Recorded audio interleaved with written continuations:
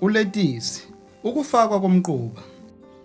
Ulethisi uyimfino eyisaladi edume kakhulu kanti futhi unovitamin A. Ulethisi unezinhlobo eziningi nemibala enhlobonhlobo. Ulethisi umila kahle endaweni enamazinga okushisa aphakathi kuka-5 degrees kuya ku-15 degrees. Yize umila kahle ezindaweni ezipholile, uyakwazi ukubekezelela amazinga okushisa aze afike kwangama-30.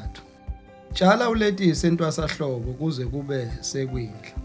Uma utshala ulethisi endaweni enkulu, lungisa olayini ababili babe amasentimitha angama-20 ukuhlukana ukuze ukwazi ukuhamba phakathi kwabo.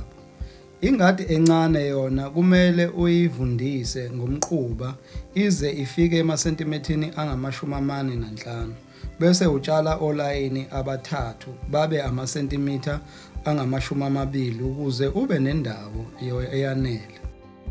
Beka intambo yokukala ngamasentimitha angama-75 esikhonkwaneni bese uyayixhuma nesinye esiseceleni kwaso. Beka izikhonkwane zesikhashana ezingamasentimitha angama-25 bese ubeka intambo ukuze wakhe indawo yomquba. Yiba nesiqiniseko sokuthi izintambo zinamafindo aqinile futhi ziqondile ngokuthi uziphakamise ubuye uzehlise. Susa ingubo yomdali ngamasentimitha ayi-10 lapho uzotshala khona uveze umhlabathi. Faka imfoloko emhlabathini ibe amasentimitha angama-30 ukushona phansi bese uyayidonsa kancane kuze kube umhlabathi uyathamba. Susa amatshe namagabade ngemfoloko. Kodwa ungalingeki ngokuphendula umhlabathi, ugabe nje. Phinda lokhu njalo ngamasentimitha ayi-10 uhamba ngolayini. Ngenxa yokusondelana kwamasentimitha angama-20 olayini, kulukhuni ukumba imisele emifishane yezitshalo. Esikhundleni salokhu, lungisa umgodi osandishi ngokumba amasentimitha 5 emhlabathini phakathi kwamasentimitha angama-25 ezintambo bese uyibeka phansi.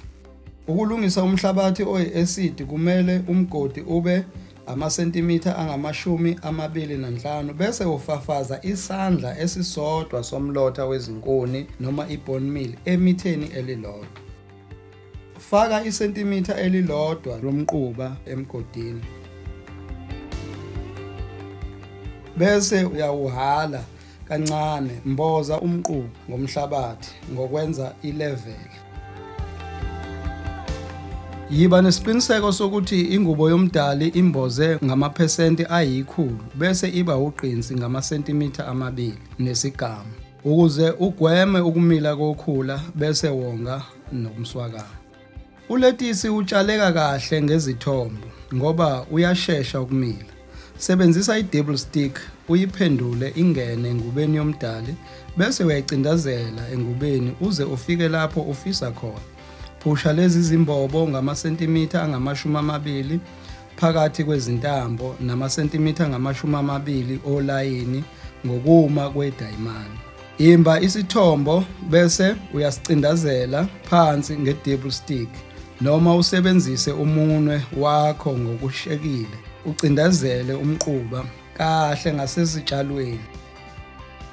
Ulethisi unezihlobo eziningi futhi umila ngokungafani. Omunye uvunwa usengamahlamvu amancane kanti omunye usungamahlamvu amakhulu, omunye uvunwa usuyinhloko. Isamari.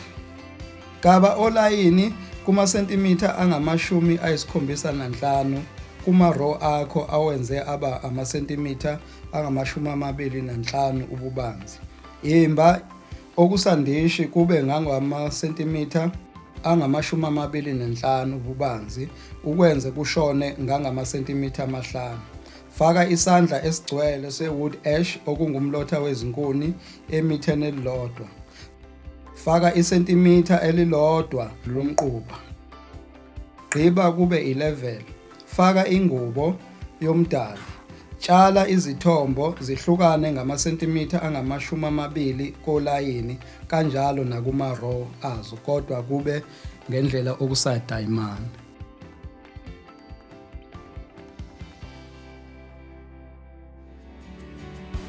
Lolu chungechunge lokufunda ngezitshalo luyinsiza enkulu yokuqondisisa kahle oluzokuthatha ohambeni lokuthola ukugcwala kwezindlela zoMdali kwezolimo.